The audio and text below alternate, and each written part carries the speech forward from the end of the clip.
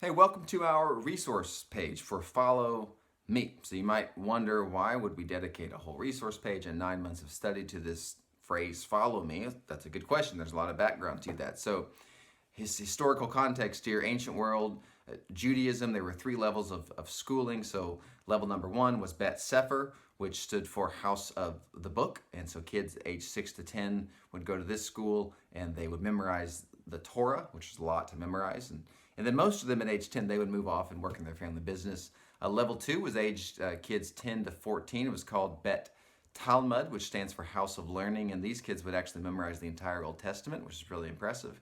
And then again, most of them would, at age 14, 15, go and work in their family business. But level three, very few people got to go to level three. It was called Bet Midrash, and it stands for House of Study. And you couldn't apply to this school, you had to be chosen for it. So a rabbi, if they deemed you qualified, would come to you and they would say, follow me. And if they said that, this would be your dream come true. And you would drop everything. You would leave your family of origin. You would, if you had a job, you would leave your job and you would follow this rabbi around and learn everything you could from him. And so you would literally like walk alongside him, and you would sit when he lectured, and you would eat with him and pray with him, and just every part of your life would become analogous and synonymous with his life. And so when Jesus says to the disciples, follow me, it makes sense why they're leaving everything to follow Jesus, because that's what you did in that culture. And so fast forward 2,000 years, okay, what does that mean for us? Like, we're busy people with jobs and responsibilities and burdens, and like how do we follow Jesus? Well, this year for 9 months, we're going to break that down. Well, what would that look like in the modern context? And so we're breaking this down to three different parts. So part number one for us this year is going to be adopt his rhythms.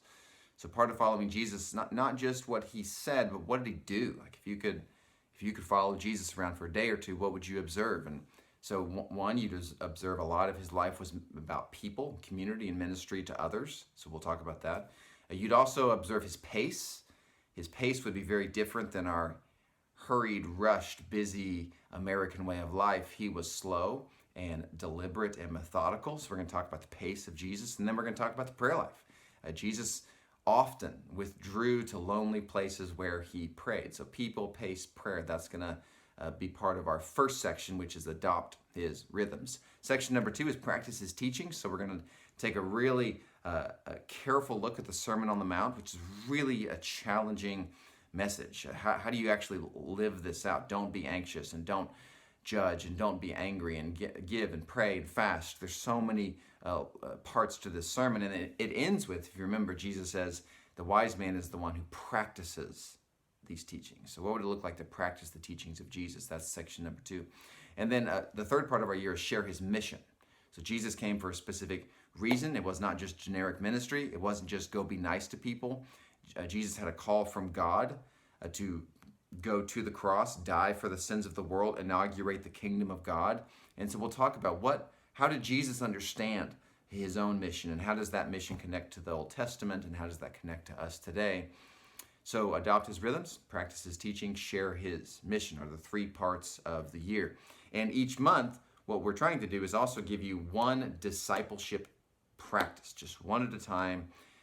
Here's something you can do this month to follow Jesus. And so we're so excited that you're joining us this year as we together learn what it means to follow Jesus.